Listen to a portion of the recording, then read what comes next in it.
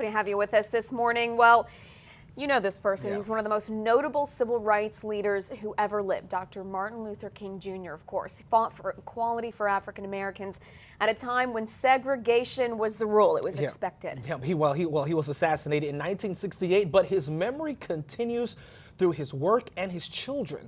I had a great opportunity to sit down one-on-one for a candid conversation with his daughter, Dr. Bernice King. It's a memory of her father, Bernice King, will never forget. Sitting at the dining room table, right before we would say the grace, there were these long stem onions, green onions, and they had a bulb on the end, and he would pick them up and start chewing on them like a celery stick. She was just 5 years old when her dad, Dr. Martin Luther King Jr., was assassinated. Fast forward years later, and now she's the CEO of the King Center in Atlanta. The center focuses on her dad's legacy and how his work has transformed the world through nonviolent demonstrations. Does it surprise you that your father is often dubbed a pioneer of the civil rights movement? No, not at all, because he was the one who gave the blueprint and the philosophy to the movement and the ideology that everybody rallied around. King continues to walk in her father's footsteps, fighting and speaking out on issues tied to civil rights. Two issues were in South Carolina: the recent clearing of the Friendship 9 and a ruling that said George Stinney wasn't given a fair trial when he was executed back in the 1940s. You have instances like the Friendship 9 where the sentences were vacated.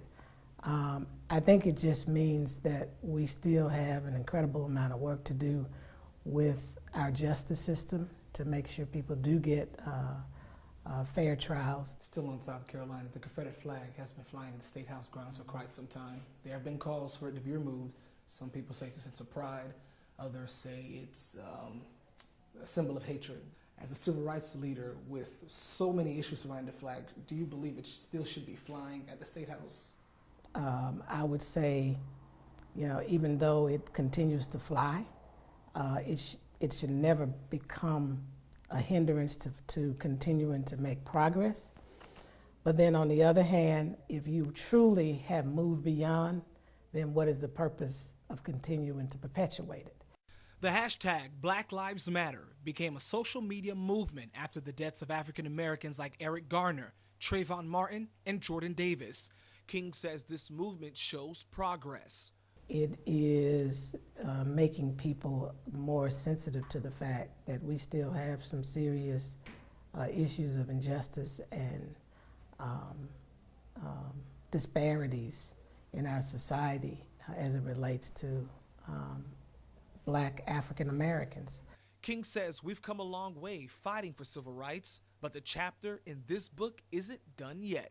When you look at the Black race holistically, there are too many of our people that are still in poverty, too many people who are still unemployed, underemployed. There's still the broken, dysfunctional families in our community, still grave inequalities in our educational system. So what's next for Bernice King? To really reestablish the King Center as a global force for peace and healing and reconciliation through Nonviolence 365. In Atlanta, Friendly Clairvaux, WACH Fox News.